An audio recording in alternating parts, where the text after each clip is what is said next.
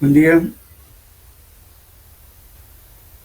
Buen día, ingeniero. Ingeniero. Bueno, seguiremos con los ejercicios. No sé, me indican a ver cuál problema, hasta dónde hemos resuelto. Este ya lo hicimos también, ¿no? Creo que quedamos aquí, ¿no? A ver, dice, a ver, fíjense, este ya lo hice, ya lo realizamos. ¿Se acuerdan el ensayo de corte directo? Para encontrar la relación de vacíos y el peso seco. Eso ya lo hicimos. Faltaría este. Si lo hemos hecho, por favor me dicen para que cambiemos el problema, ¿ya? Dice, la figura muestra el perfil del suelo, la carga uniformemente distribuida sobre la superficie del terreno es el valor que estoy indicando aquí. Estime el asentamiento primario del estrato de arcilla considerando los siguientes valores. Entonces, tenemos aquí una carga distribuida que está sobre el estrato y tenemos arena con una relación de vacío de 0,72 y 2,62 GSUS. Aquí está el nivel de agua, el nivel freático. Esta parte de acá está el suelo parcialmente saturado. Esta arena es la misma arena de acá, tiene los mismos valores 0,62 y eso es 2,62, pero la diferencia es que aquí hay agua. Ahora después tenemos aquí un estrato de arcilla que tiene relación de vacío 0,98 y G es igual a 2,75. Este es un suelo normalmente consolidado, por lo que cambien aquí, no es altamente consolidado, es normalmente consolidado. ¿Ya? Normalmente consolidado. Si fuera altamente consolidado, ¿para qué vamos a hacer? En ese caso ya no se aplica la teoría de consolidación cuando es un suelo muy consolidado. Aquí está equivocado esa parte. Bueno, al pasar a la computadora nos equivocamos. Entonces pongan aquí suelo normalmente consolidado. Y aquí abajo hay arena. Muy bien. Entonces para eso que necesitamos primeramente calcular, vamos a aplicar esta fórmula. Esta. Este es el valor de C sub C, índice de compresión de Terzaghi, altura total del estrato de arcilla que vamos a calcular. La relación de vacíos también es la de la arcilla por logaritmo de la presión efectiva más el incremento de la presión de las cargas inducidas. Esta fórmula vamos a utilizar para solucionar el problema. Entonces, primeramente vamos a hacer lo que aprendieron en el suelo 1. Vamos a calcular, vamos a calcular gamma saturado y gamma D. Este valor de gamma D justamente corresponde a esta parte de aquí, porque aquí no nos da humedad, pero sin embargo vamos a considerar como si fuera gamma D. Con gamma D podemos utilizar estos dos parámetros para calcular gamma D. Los calculamos con gamma D. Y aquí va a ser con gamma sumergido. Y aquí también. Bien, entonces ponemos el gamma saturado, va a ser G sub S más E sobre 1 más E, por el gamma del agua. Reemplazamos los valores que tenemos aquí, G sub S 2,62, relación de vacío 0,62. Utilizando la fórmula, digamos, aquí esto es igual perdón, este es el peso específico del agua en kilonewton en kilonewton. Entonces esto sería igualmente, nos va a dar 19,62 kilonewton por metro cúbico, que sería el gamma saturado. Ahora, este gamma saturado corresponde a esta parte de acá. Ahora calculamos aquí para esto. Esto es simplemente de gamma de densidad seca, usando los parámetros que ahí están como datos en el problema. Tenemos G sub S, relación también tenemos, y calculamos este valor. Entonces nos va a dar igual a 15,67 kilonewton por metro cúbico. Ya tenemos los pesos específicos del suelo, tanto saturado como parcialmente saturado. Como no tenemos otro dato, porque si hubiéramos tenido datos de humedad, entonces calculábamos gamma sub m. Pero como no tenemos, entonces estamos calculando gamma D con la densidad seca. Bien, en la arcilla hacemos lo mismo. La arcilla vamos a considerar la mitad del estrato de la arcilla. Entonces, en este caso, también estos datos en la camada de arcilla también está aquí. Tenemos G sub es 2,75 Relación de vacío 0,98. Esa es la arcilla. La altura es 2,50. Bien. Entonces, para la arcilla también calculamos el gramo saturado. Tenemos que a su vez tenemos relación de vacío, nos permite calcular el gramo saturado. Cuando calculamos nos da 18,48 kilonewton por metro cúbico. Bueno, ahora calculamos. Para aplicar esta fórmula tenemos que calcular la presión efectiva del suelo.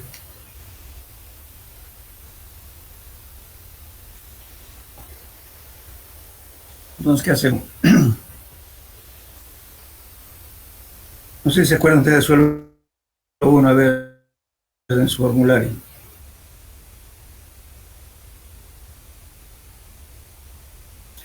La presión total es la presión efectiva, es el gramo del agua multiplicado por la altura. Entonces la presión efectiva va a ser presión total menos la presión neutra. Eso es lo que vamos a hacer aquí. Entonces, para sacarlo directamente podemos trabajar con las presiones, con el peso específico sumergido, que es lo que vamos a hacer aquí, fíjense. Gamma D, como no tiene columna de agua, es directo, es igual a la presión total, la presión efectiva es esta. Esta es presión total.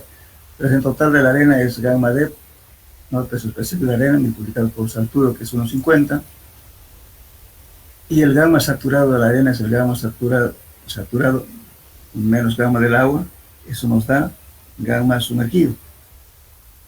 Igual aquí, el gamma saturado menos gamma del agua nos da el peso específico sumergido de la arcilla. Multiplicamos por su altura, pero dividido entre 2. Eso dijimos en la teoría. Entonces se toma en cuenta la mitad del estrato que estamos trabajando. En este caso, esa arcilla tiene 2,50 metros, pero lo dividimos entre todos. Vamos a tomar la mitad del estrato de arcilla. Bueno, haciendo todos los cálculos, tenemos 54,26 kilonewton por metro cuadrado. Esa es la presión efectiva. Muy bien. Bueno, ahora calculamos también el valor C sub C. El límite líquido está como dato acá aquí. La arcilla tiene relación de vacío 0,98, grado específica igual 2,75 y límite líquido 50. Entonces con eso calculamos el índice de complejidad de Terzaghi para arcillas. 0,09, 50 menos 10, en nuestra operación nos da 0,36. Bien, entonces con eso calculamos. Reemplazamos esta fórmula y viene a ser lo siguiente. Entonces tenemos 0,36 que es el C. Esta es la altura total de la arcilla, 2,50 metros. 1 más la relación de vacíos de la arcilla, 0,98, por logaritmo de la presión efectiva del suelo que está ejerciendo sobre el estrato de arcilla, más la presión inducida, que es esta presión de aquí. Es la carga que estamos colocando. Muy bien, entonces hacemos operaciones y nos va a dar 0,2187 metros. Traduciéndolo en centímetros, tenemos 21,87 centímetros. Bueno, a ver qué observan aquí ustedes. ¿Qué harían ustedes con una deformación, un asentamiento por consolidación de 21,87 centímetros? ¿Qué solución les darían a su estructura?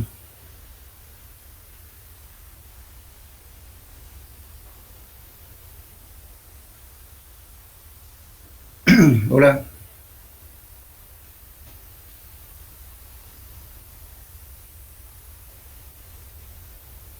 Hola, ¿me escuchan? Sí, te escucho, ingeniero. La pregunta en concepto de ustedes, ¿qué harían con este asentamiento si su estructura va a tener un asentamiento de consolidación de 21,87 centímetros? ¿Estará bien? ¿O qué puede estos resultados, qué les haría pensar a ustedes?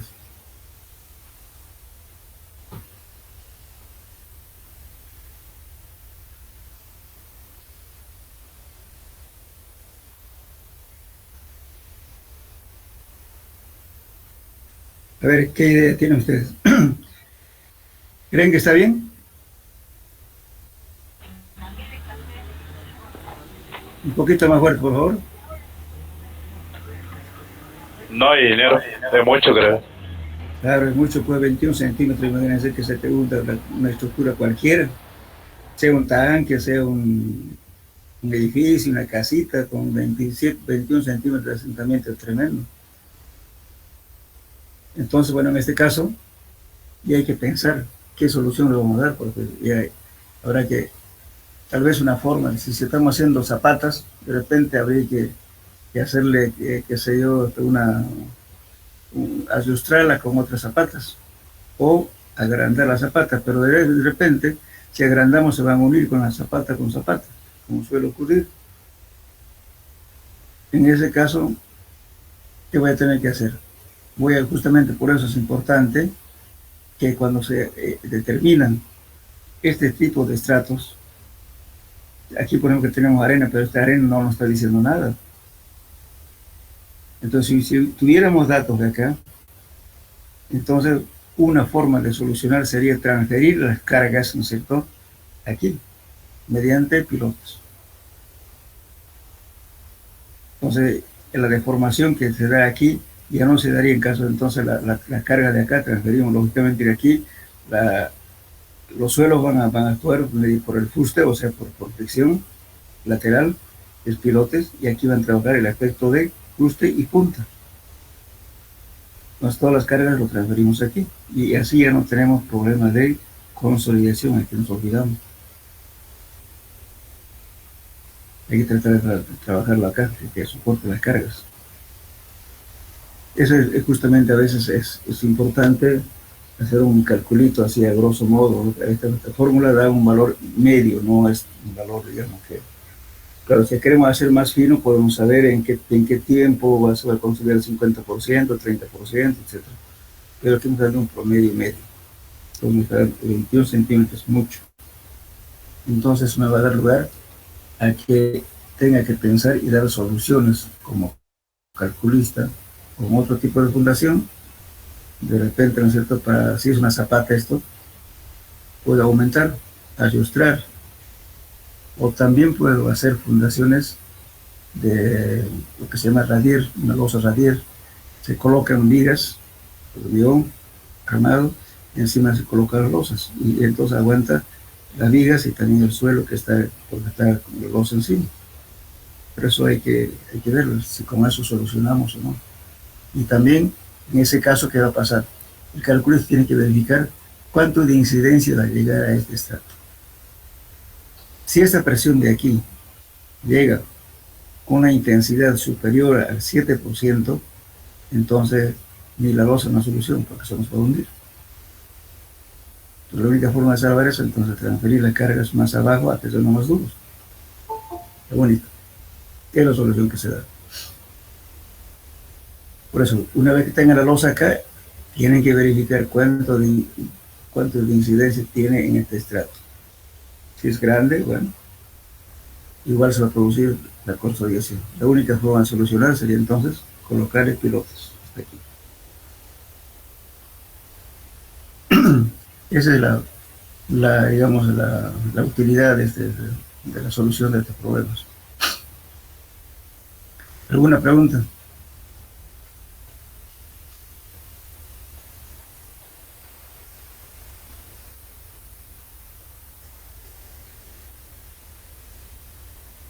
Hola. No, ingeniero. Ya. Entonces pasaremos a otro problema. Ya este es un problemita de compresión confinada. Es bastante útil este ensayo porque nos permite determinar la presión, ¿no es cierto?, máxima que soporta el suelo para poner una presión axial, y también nos permite determinar la cohesión. Entonces, ¿cómo hacemos? Dice, un espécimen cilíndrico de arcilla de 3 centímetros de diámetro por 7.5 centímetros de altura. Entonces, este es de 3 centímetros y esta mide 7.5 centímetros, la altura total. Entonces, en el centímetro de altura inalterado, se somete a una prueba de compresión axial, sin confinar, resultando como carga de ruptura un valor de 210 kilos por 210 kilogramos. Entonces, esta carga, cuando produjimos 210 kilogramos, se rompió, se produjo esta falla. La altura final de la muestra al instante de la falla es de 7.10, o sea, de 7.50 bajó a 7.10, se achicó. Y esa deformación es 0.40 centímetros. Determinar la cohesión de la arcilla. Bien, entonces, ¿qué hacemos? Primeramente verificamos. Este ensayo es válido sin caso de que esta deformación se dé hasta un máximo del 20% de la deformación con respecto a la altura inicial. Si además, entonces el ensayo no nos sirve. Por mucha deformación en ese caso, el suelo es muy blando y se pandea, entonces va a haber que ver otra forma de poder evaluar esto. Entonces ahí verificamos cuánto hubo una deformación. En este caso, si ustedes sacan un porcentaje, a cuánto equivale 0,4 con respecto a la altura total, les va a dar menos del 20%. En este caso es válido el ensayo. Bien, entonces vamos a hacer lo siguiente. Vamos a calcular lógicamente cuando hacemos una compresión axial, es directamente sigma, o en este caso estamos llamándole Q. Q va a ser igual a la carga dividido entre el área. Pues el área transversal de aquí, ¿cierto? Este área de aquí, y la carga es esta. Pero sin embargo, cuando estamos aplicando una carga, esto va incrementando, entonces vamos a decir P' sobre A'. ¿Cierto? Entonces, perdón, P sobre A', lo que varía es este valor, A', porque aquí se va acortando, pero también va variando el diámetro. Por eso calculamos el A', o sea, la deformación del área en el momento de la falla del espécimen. Es lo que vamos a hacer aquí. Entonces tenemos, este es el área transversal, 7.62, es el A inicial. Deformación vertical tenemos 0,4 centímetros.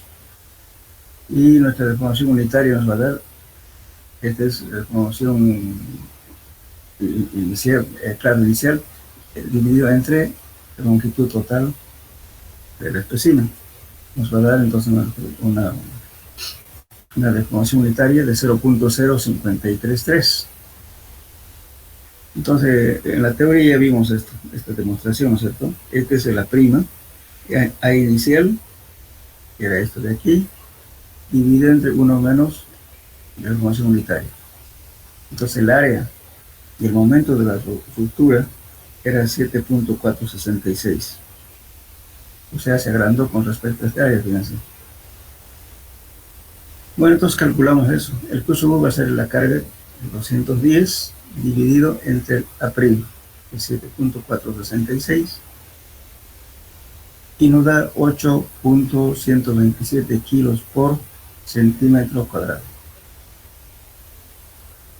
Bueno, si queremos la admisible, Q admisible en este caso, podría ser este valor dividido entre un factor de seguridad, que generalmente utilizamos en nuestro caso para hacer más conservador, un coeficiente de seguridad de 3, o mínimo 2, pero sería admisible. Y la cohesión, calculamos, ¿no es cierto?, este valor, el Q sub U, por favor, aquí está mal, este tendría que ser 8.127. 8.27, este 2 está más, corríjanlo por favor. 8.27 dividido entre 2. Entonces el valor de la cohesión nos da 14.06 kilos por centímetro cuadrado, lo que equivale a 406 toneladas por centímetro cuadrado, es el valor de la cohesión. Algunos toman, aquí, si es dividido entre 2, estamos tomando 0,5 por este valor, ¿verdad? Algunos toman 0,6. 0,6 por este valor es la cohesión, pero mejor es bajarle un poquito. Entonces consideramos directamente por entre 2, que sería este valor multiplicado por 0,5, ¿no es cierto? 1 entre 2 es 0,5. Multiplica por eso y ya tiene el valor de la cohesión. Bueno, este ensayo es relativamente fácil. Estamos haciendo un ensayo de penetración estándar SPT. Entonces se saca las muestras, ya sea con la... Lógicamente, si estamos metiendo el penetrómetro, lógicamente es un poquito grueso, entonces va a alterar un poco. Pero nos va a dar una pauta aproximada en vez de una tabla directa. O en su defecto se saca una muestra con tubo Shell, con tubo de pared delgada, se recupera la muestra y se somete a ensayo. Entonces eso es el verdadero valor de la cohesión. Lógicamente estos mismos valores podemos determinar mediante el ensayo triaxial, mediante el ensayo de corte directo. Pero en este caso es sencillo porque estamos haciendo una compresión inconfinada directamente. Ya terminamos la cohesión. Y también este valor de ruptura nos sirve para eso, para tomar cuánto va a ser admisible, si se aproxima o no, porque este es un ensayo real, porque estamos sometiendo una carga para que se rompa el suelo. Bien. ¿Alguna pregunta?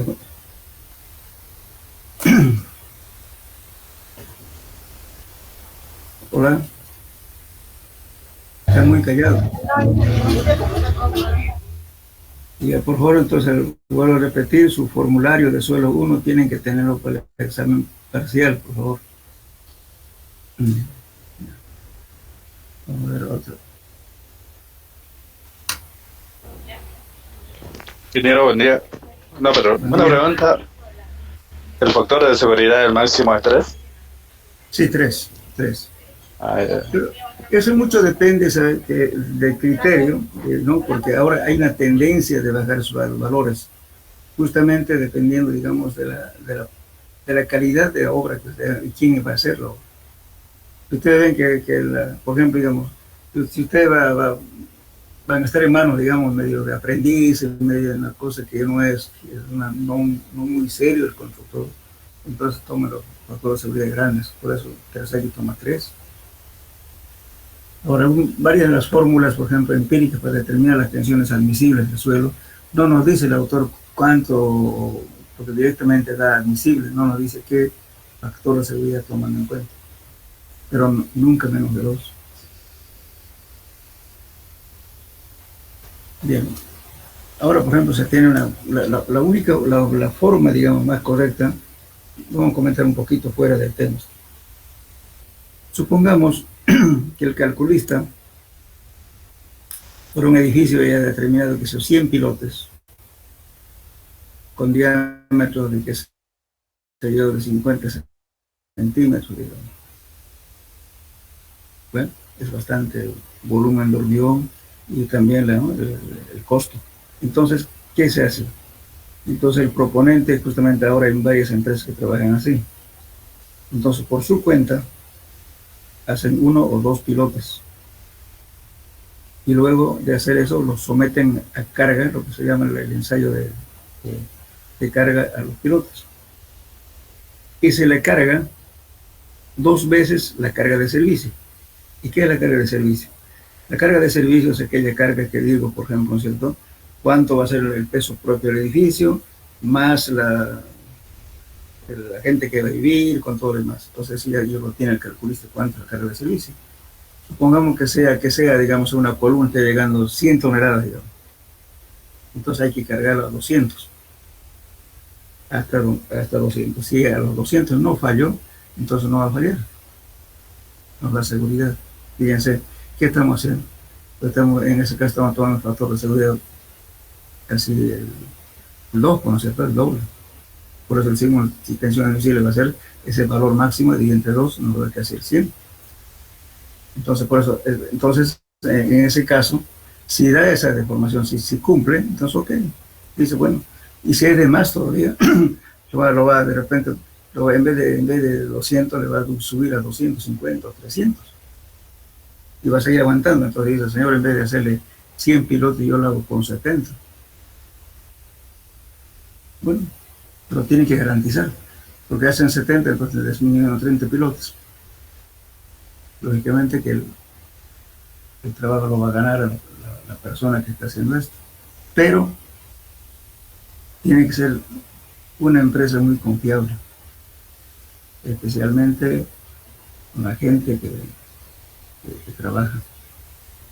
¿Por qué digo esto? Aparte no es cuestión, digamos, de crítica, me tiene preocupado, porque yo hago trabajo de estudio de suelos en muchos edificios y veo barbaridades. Por ejemplo, ahora han surgido los piloteos, digamos, no son ingenieros, algunos son mecánicos que han aprendido a hacer un equipo, otros son ayudantes que eran, digamos, de una empresa, y tienen platita, se forman su equipo y se meten a ser pilotos. Y encima, el supervisor que está viendo hacer el trabajo, no dice naranja porque no tiene conocimiento. Entonces, cuando yo les explico un poquito, aparte de este tema, por ejemplo, si estoy haciendo yo una perforación para ser piloto hacia el sitio, digamos, voy a gastar bentonita, el tiempo, y además cuando se termine de perforar hasta la profundidad indicada, hay que lavar el pozo. ¿Qué significa lavar? Hay que disminuir la cantidad de viscosidad que tiene el lodo que está sacando sedimentos. Lo que está soltando la roca, lo sacamos justamente, la función tiene la bentonita o el lodo que preparamos. Uno impregna las paredes para que no derrumbe, lo otro es sacar sedimentos que está soltando la roca y depositarlo en un pozo, ¿no es cierto? Y luego otra vez inyectar el mismo lodo. Entonces, para poder vaciar el hormigón, hay que bajar la viscosidad. Si estoy trabajando con una viscosidad, por ejemplo, que sea de 45, 50, ¿qué significa eso? Hay un embudo que se llama el embudo de Conde de March, que tiene un orificio y la cantidad de agua ya está estandarizada. Entonces controla, entonces el agua limpia se vacía entre 30 a 33 segundos, agua limpia. Entonces, si va aumentando el tiempo, significa que está incrementando la viscosidad. Entonces, trabajamos entre 45 y 50. Entonces, la viscosidad tiene que estar controlada para que pueda impregnar la pared con bentonita para que no derrumbe y sacar el material que está soltando la broca y depositarlo en un pozo de sedimentación y luego otra vez inyectarle para seguir perforando. Entonces, ¿qué ocurre cuando no se sabe manejar el lodo? Generalmente, casi la mayoría de los perforistas no saben hacer eso. Tienen que bajar su viscosidad y el porcentaje de arena. ¿El porcentaje de arena en qué consiste? Si tomamos la muestra, ¿no es cierto?, se mide en que se llama un arenómetro, es un bulbo calibrado que tiene una escala de 7 para abajo. Entonces se toma la muestra y luego se lo coloca en un frasquito, ¿no es cierto?, un bulbo de vidrio, y hasta una marca que tiene ese bulbo. Y luego esa agua se lo echa en un recipiente que tiene un tamiz número 200. Entonces se lo lava la muestra ahí, hasta que esté completamente limpia, y se lo vuelve a meter al bulbo, la arena ya limpia, y luego se le echa agua limpia hasta la marca que inicialmente estaba con el lodo sucio. Entonces se le va a medir exactamente el porcentaje de arena que tiene ese lodo. Entonces, lo ideal es siempre trabajar de 3 para abajo, desde 3, 2, 1. Quiere decir que el pozo está limpio y no se va a mezclar el hormigón con el lodo por igualdad de, digamos, de densidades, tiene que ser más libre el lodo para que desplace el hormigón. Entonces recién se autoriza el vaciado. Ese trabajito es moroso, porque a veces hay que terminar de perforar, tiene que ser 1 hora, o tal vez más. El que no sabe manejar lodo, a veces hasta más en un solo pozo, a veces tardan más que perforar. Entonces, ¿qué hacen? Ahí viene la maña. Como están cobrando tan barato la construcción de pozos, le meten 2-3 metros más abajo.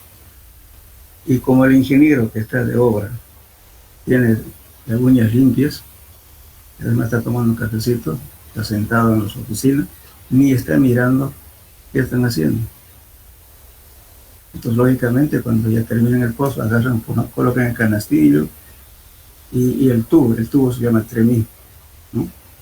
Lo colocan, no pasa nada, está ok, y empiezan a vaciar. ¿Pero qué están haciendo? Todo el sedimento que estaba flotando, con el drenaje que han hecho el pozo, se va para abajo. Entonces abajo la punta ya no funciona. Y el ingeniero viene feliz, ¿no? Lo hace vaciar, que usted hace la prueba de carga, yo la digo con conocimiento de causa, porque he hecho varios estudios de pruebas de carga. Se cumple lo que dice la ecuación hasta la resistencia que trabaja el fuste quiere decir la parte lateral, por presión, y falla donde ya tiene que trabajar la punta. Eso que ha pasado, ¿qué indica eso? De que justamente ese piloto está apoyado en lodo. En el trampite se han hecho los que han cobrado barato y van el propietario para entre más barato mejor, pero además no están controlando los supervisores como deben controlar. En un pilotaje tienen que controlar qué cosa, la verticalidad y la profundidad. Siempre se deja 30 centímetros más abajo, eso es cierto, pero no más. Bueno, entonces cuando falla el pilote, ¿qué hace? A reforzar. Aumenta el cabezal, hay que colocar vigas de ayostre, en fin, una serie de cosas. Pero el problema es que no saben controlar. Yo en varios lugares que yo he hecho estudios sobre los, le he dicho, bueno señor, yo hice este trabajo y he dicho tal cosa, que hagan su cálculo, y ustedes no están cumpliendo. Más bien la gente se molesta porque no están intrometidos en su trabajo. Y eso, yo estoy hablando de esto porque ustedes van a hacer su trabajo. Cuiden que las cosas se hagan. No es arruinar, sino simplemente hacer bien el trabajo. Imagínense que falle y que se le caiga el edificio, o no han hecho la prueba de carga. Han hecho barbaridades. Muchas veces también cuando ustedes estaban haciendo el guión, también trabajan con un guión muy seco, entonces se hace cangrejeras. Cangrejeras significa huecos. Entonces el elemento no está saneado. Entonces todas las cosas hay fallos, inclusive los últimos equipos que han venido, por ejemplo, con hélice, ¿cierto?, de FDA, ese también lo mismo. ¿Por qué? Porque las máquinas están pesadas, están vibrando, y cuando está vibrando, ¿qué está ocurriendo? Si tiene arcilla blanda, es como si ustedes agarran, lo sacan al confinamiento, apretan algo, entonces la arcilla se va saliendo como una crema dental. Mientras va haciendo el proceso, ¿no?, de perforación y vaciado, y la presión del suelo y la misma máquina que está vibrando hace que salga la arcilla, ¿no es cierto?, y se vaya angostando el pozo. Y lógicamente va a quedar un pilote con cintura. Eso ocurre, no es que sale todo perfecto, no, claro que sale con menos error que otro. Lo importante es hacer el trabajo, cuidar el trabajo. Porque cuando se hace mal el trabajo, por eso. Mira, casi la mayoría de los edificios en Santa Cruz se han hecho con perforaciones vaciadas en sitio, digamos, con lodo bentonítico. Ninguno se cayó. Ahora, hay otra técnica moderna, obviamente, bien, pero también, si no controla, también los fallos. Entonces, esos son los cuidados que hay que tener justamente cuando hacemos un cálculo de esta verificación que estamos viendo ahorita. ¿Sí? Hemos visto consolidación, todo eso. Entonces, si ustedes han vaciado sobre sedimento suelto, se va a hundir. Va a soportar lo que está soportando por fricción la parte lateral nada más. Ese cuidado hay que tener. Por eso son los factores de seguridad grandes en los suelos, son 3 o 2 como mínimo. Ahora, si esa empresa que ha hecho la prueba y va a garantizar su trabajo, ¿ok? Que en vez de hacer 100, que haga 70, pero que la garantice. Ahora, si hace la prueba de un piloto y la haga muy bien y a los demás trabajos se ha descuidado, estamos en peligro. Bueno, no sé si tiene algún comentario.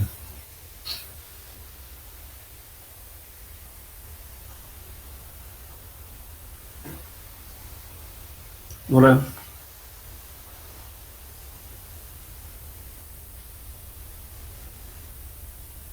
Hola, ¿me escuchan? No, ingeniero. Ya. Solamente digamos, perdón. ¿Escuchan, no? Sí, se lo escucha. Ya, ¿sabe qué? Otro comentario que quería hacerle. Cuando estamos hablando de prueba de carga, lógicamente ya hemos tocado ese tema, ¿cierto? Cuando vimos en series de placa, en todos los elementos se hacen pruebas de carga. Por ejemplo, en una zapata, si usted calcula una zapata con una presión de tanto, y si la estructura es bastante importante y corre peligro, especialmente después de que una lluvia haya hecho, pues, digamos, la excavación para su zapato, y después de la lluvia está colocando la zapata, la tensión admisible del suelo ya no es la misma, por lo menos se quita el 30%. Está calculado con 1, ya no tiene que con 1, ya tiene que aumentarle. O sea, disminuir la tensión y aumentar el área de la zapata. En algunos casos se hacen las pruebas de carga. Yo he hecho en varios lugares. Después de que estaba la excavación, le pusieron las zapatas, vino el supervisor, digo, muy bien, yo quiero verificar si realmente aguanto o no aguanto. Y se han hecho las pruebas de carga. Yo quiero hacer la prueba de carga en zapatas, lógicamente donde quedan las zapatas se colocan cargas, ¿no es cierto? Y se va midiendo la deformación, cuánto va soportando. Se hacen pruebas de cargas también en losas.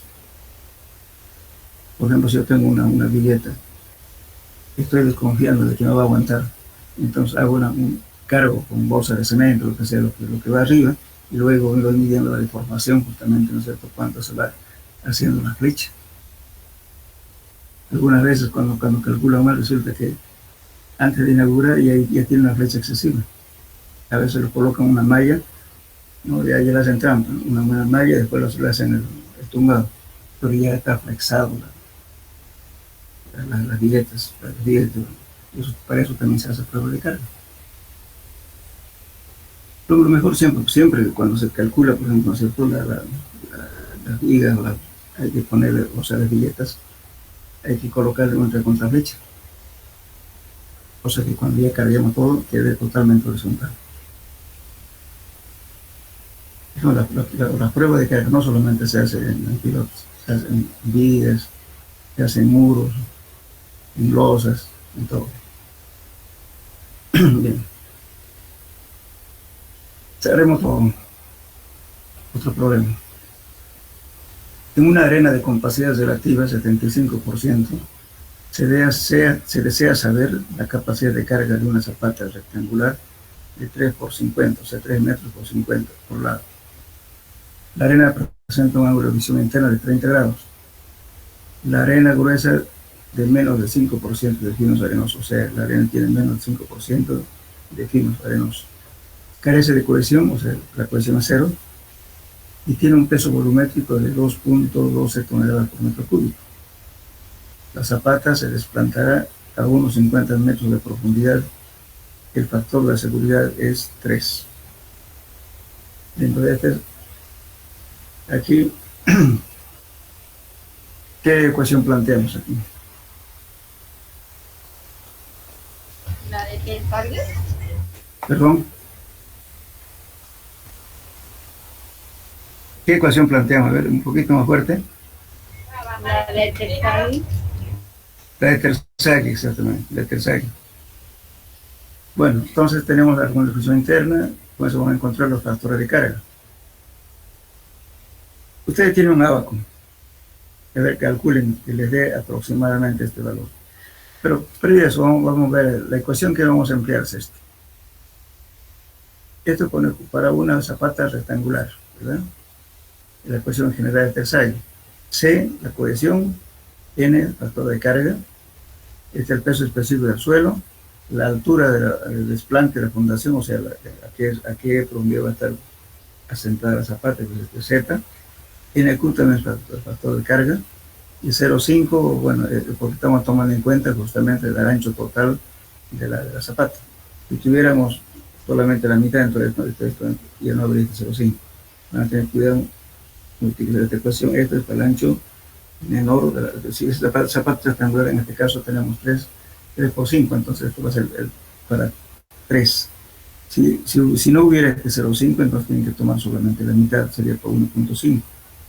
En el examen se equivocan, no asisten a clases y resulta que van a otro autor y resulta que ahí está con B minúscula, con la mitad, y le ponen esa fórmula y por tanto el resultado es otro. Van a tener cuidado. Entonces, bueno, entonces tenemos aquí, vamos a utilizar esta ecuación. Entonces tenemos aquí, de todo modo la cohesión es 0, entonces este va a ser 0 directamente. Entonces tenemos acá los factores de carga. A ver, utilicen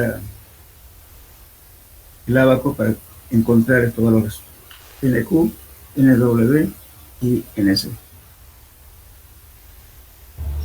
Aproximado, va a variar siempre esto porque el ábaco nunca es igual al ojo del otro, la persona que está haciendo siempre una pequeña variación.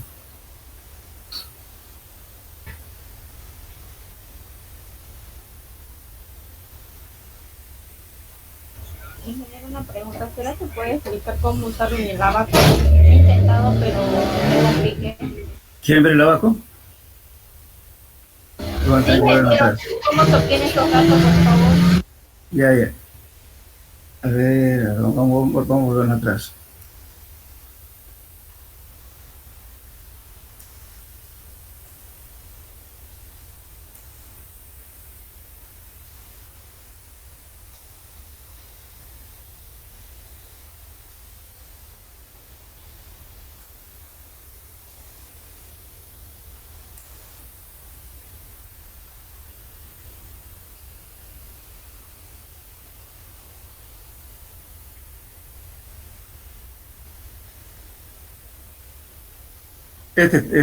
Utilicen este abaco. Estas líneas continuas es para corte general, cuando los suelos son de alta resistencia, arcillas duras, arenas compactas. Y este que ven con punteados, eso es corte local, para suelos relativamente blandos. Para arenas poco compactas, arcillas también relativamente blandas. Para eso se utiliza esta línea. Y hermoso. Y entonces ustedes tienen que ver, primeramente saber en cuál de los cortes van a trabajar, corte general o corte local. Pues fíjense, vamos a trabajar, creo que está en corte general. Busquen el corte general, cuánto le da. Entran con ángulo de fricción interna, fíjense, aquí el ángulo de fricción interna está aquí 0, aquí está 5, 10, 15, 20, 25, 30, 35 y 40. Entran entonces con las condiciones de que sea general o local. Y el ángulo de fricción interna del suelo. Con eso calculan estos valores. Y les decía yo, me olvidé de mandárselos. Hay en Brahe MDAS, está tabulado esto ya para corte local y corte general. Esa ecuación para no estar encontrando mediante este abaco ya lo han hecho, lo tabular. Si van a utilizar en el examen las tablas, me indican, o si no ponen gráfico, número tanto. Entonces ya saben, ¿cierto? ¿De dónde sale eso, no? Este en algunos libros sale este como N gamma, nosotros hemos puesto NW. Es igual, entonces este es igual a N gamma. Algunos libros aparece como N gamma. NC, NQ, eso no varía.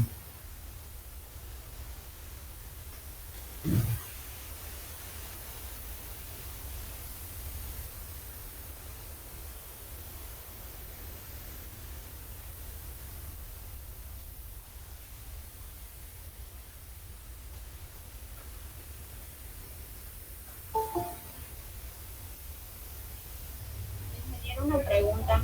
En caso, digamos, que me confunda con el ábaco, para hallar el ángulo de sección, ¿se puede usar Un poquito más fuerte, por favor. en caso de que me confunda con el ábaco, podría usar, para hallar el ángulo de fricción, podría usar una ecuación? Claro, la ecuación, lógicamente, el ángulo de fusión interna tiene que ser como dato. Ese dato ya viene ya del suelo. Si usted va a hacer un estudio del suelo, le tienen que dar el ángulo de fusión interna. Para determinar el ángulo de fusión interna, usted puede hacer varios ensayos. Uno, hay relaciones directas con el número de CPT, le va a dar el ángulo de fusión interna. Ahora, si es arcilla, puede hacer justamente la cohesión, también puede determinar mediante el ensayo de compresión combinada. Después, el ángulo de fusión interna puede determinar también por corte directo o también mediante el ensayo triaxial. Entonces, usted ponga, adopte de tal libro, entonces usted ahora también lo mismo. Ahora, si en último caso se equivocaran ustedes al usar el abaco, pone, ¿se consideró falla local o general? Yo voy a considerar eso, si en caso no se han equivocado en eso, no, pero me tienen que decir que han tomado.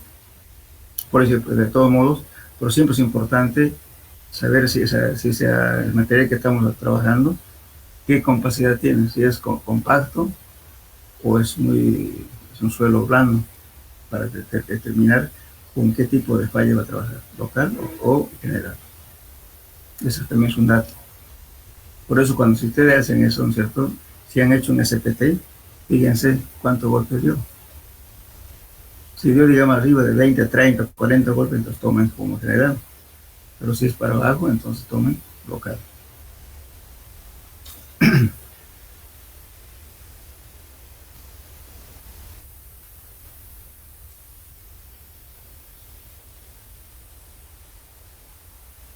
Bueno, estamos aquí. Bueno, entonces, ya con eso determinamos este NQ, NW, NC, o igual a N gamma y NC. Bien. Entonces aplicamos la fórmula. Estos son datos, hacemos operaciones y vamos a tener Q sub D. Esta es la última, carga última. Entonces tenemos 138.675. Ahora esto, para que sea admisible, tengo que dividir entre un factor de seguridad. En este caso estamos usando un factor de seguridad de 3. Entonces esto va a ser 46.32 toneladas por metro cuadrado. Eso va a ser la admisible.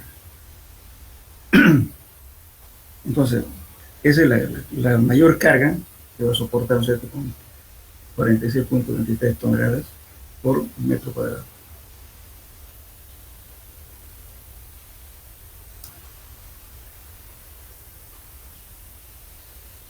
Bien. Disculpe, ingeniero. Buen día. Una consulta. Los valores que están ahí, según la tabla tabulada que nos comentaba, son otros los valores para el ángulo de 30 grados. Por ejemplo, NC 37.16, NQ 22.46 es lo mismo, y el N gamma 19.3. ¿Ya para qué corte está, local o general? General. Los otros valores son más chicos. Ya. Justamente como le digo, en la precisión, digamos, ¿no es cierto? En la gráfica a veces es bastante grosera. Si está en la tabla, respete la tabla. Fíjese, en la tabla hay una corrección. ¿Qué le dice en la tabla? Fíjese, hay una tabla corregida.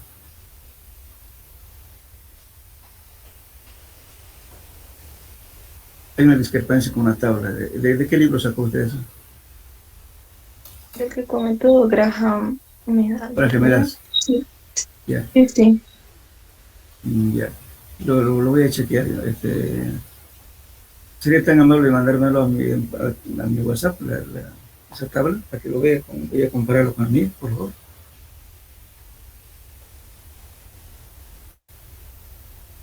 Claro, ingeniero. Ya, ya es así, lo comparamos para poder informar. Cosa que el examen todos tengan la misma tabla y no estemos con una con otra. Hay una tabla corregida. Eso está justamente en la primera edición de Graham Medas y también en Graham Medas está hay una incongruencia. Lo voy a ver cuál es la tabla está usando, ¿ya? Me lo envíe, por favor. Bien, entonces ahora haremos este ejemplo más.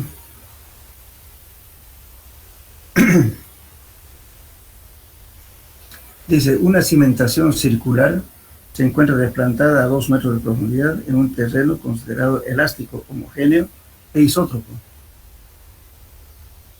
Entonces, justamente Lobe considera así, ¿no es cierto?, su fórmula. Utilizando el método de Lobe, la cimentación presenta un diámetro de 3 metros y soporta una carga de 100 toneladas, incluyendo su peso propio. Determinar la presión en un plano de 7.50 metros de profundidad directamente bajo la zapata, o sea, al centro del círculo, ¿no? Bueno, aquí va la ecuación en general, lógicamente, del Lobe este. P es la carga distribuida y es el factor de influencia.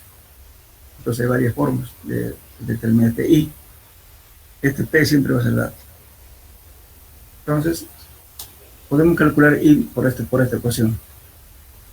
1 menos 1 sobre 1, este es el radio, esta es la profundidad del desplante, todo está al cuadrado a 3 medios. Fíjense, reemplazan estos valores acá y van a obtener ustedes un valor. Ahora no sé si se acuerdan ustedes, yo les mostré un cuadro que están ya los valores, otro esta ecuación y también un abaco. ¿Se acuerdan?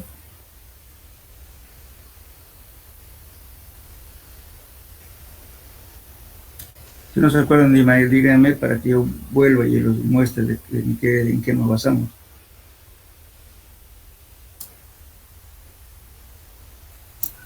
¿Lo puede mostrar, por favor, ingeniero? Ya, entonces voy a volver a traer, ¿ya? Solo perdemos un poquito de tiempo, no importa.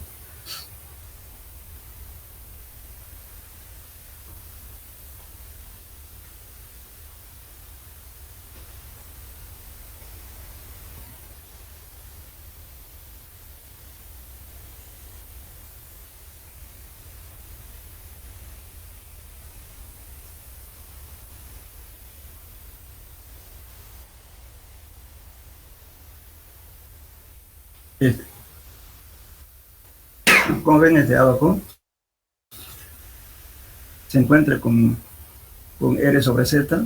Con ese dato entramos y encontramos este valor. En un caso se nos dio 0,5, entonces el factor de influencia directamente nos daba 2,87. Entonces una forma de resolver para encontrar este factor I es encontrando esta relación R, el radio, Z es la profundidad a la cual queremos determinar esa presión, 1. Lo otro es esta ecuación que estamos viendo anteriormente, ¿no? Esta ecuación. Lo otro es este abaco. Para usar este abaco encontramos, o sea, la profundidad de desplante de la fundación.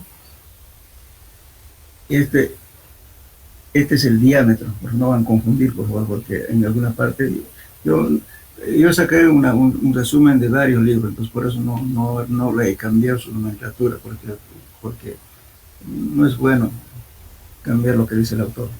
Entonces este Z es, en este caso, es la profundidad de desplante y D es el diámetro del círculo. Por eso aquí dice D es igual a 2 veces R, D.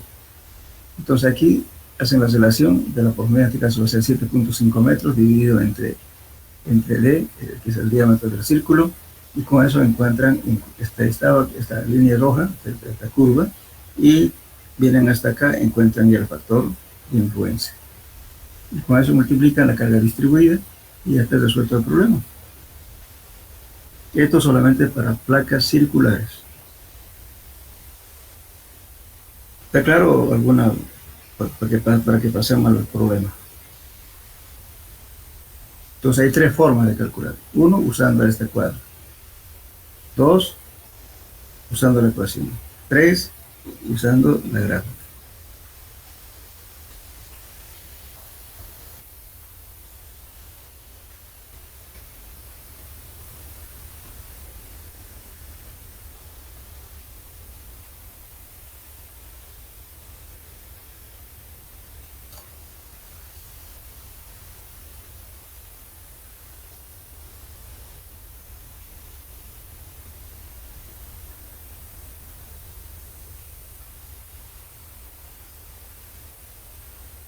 Bueno, aquí.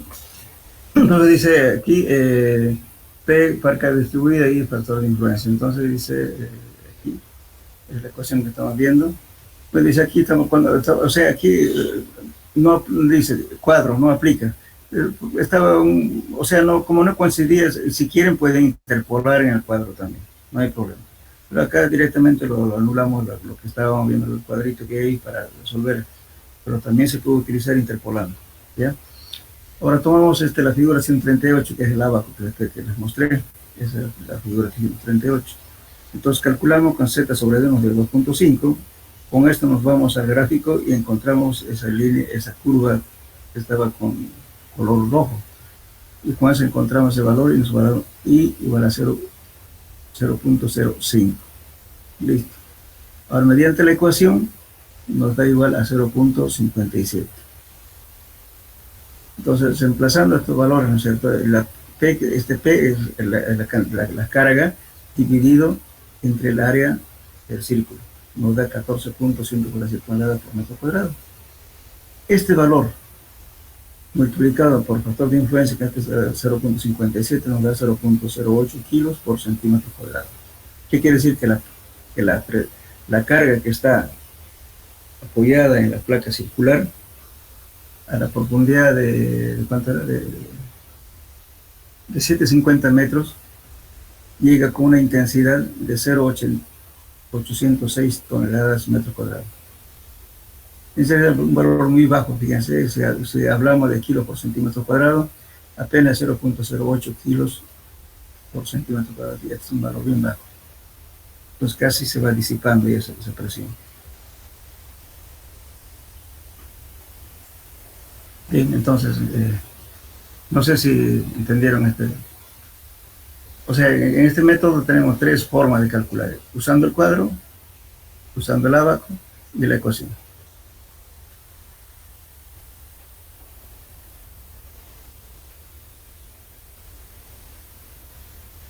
¿Tienen clases después de esta materia o no? Sí, ingeniero. Sí. Ya, entonces dejaremos en este problema, me hacen recuerdo, por favor.